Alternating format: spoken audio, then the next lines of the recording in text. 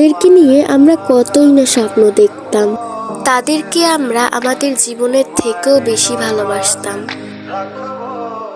তারপর সেই 7 রাজার প্রজাপতিদেরকে আর্মি বলা হতো।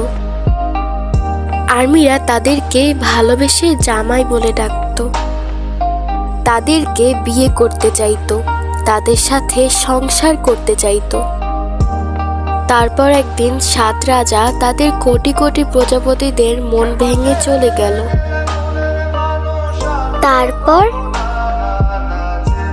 তারপর বিটিএস মেম্বাররা তাদের ব্যক্তিগত জীবনে ব্যস্ত হয়ে গেল, আর আর্মিরাও যে যার জীবন নিয়ে ব্যস্ত হয়ে পড়ল। ও তাহলে এটাই বিটিএস নানু? হ্যাঁ নানু ভাই। জীবনটা কি অদ্ভুত।